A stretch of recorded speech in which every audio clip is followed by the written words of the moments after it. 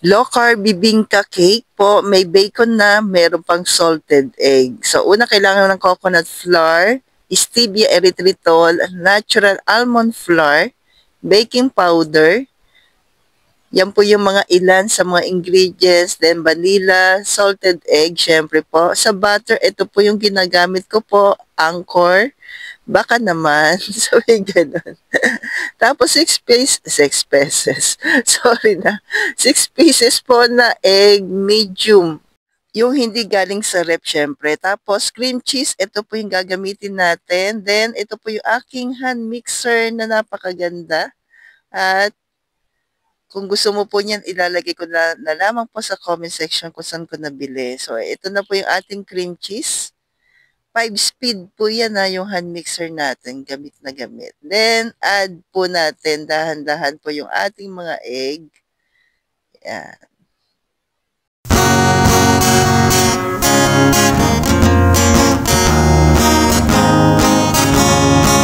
Saang tindahan, low carb essentials ay kumpletong matatagpuan. Katulong mo sa pag-ayos ng iyong kalusugan. Marami kang pagpipilian sa grindahan.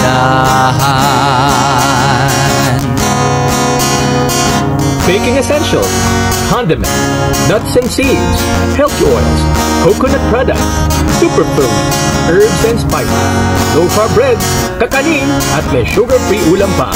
Happy ang pamimili sa Green Dahan! Saang tindahan, low carb essentials ay kumpletong matatagpuan.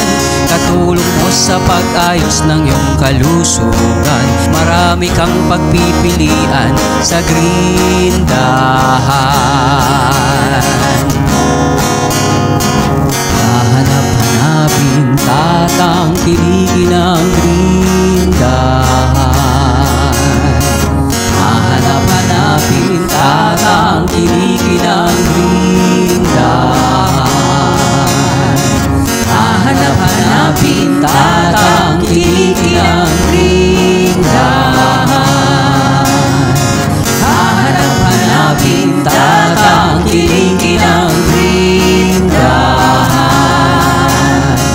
Hahanap-hanapin, tatangkilikin ang Green Dahan.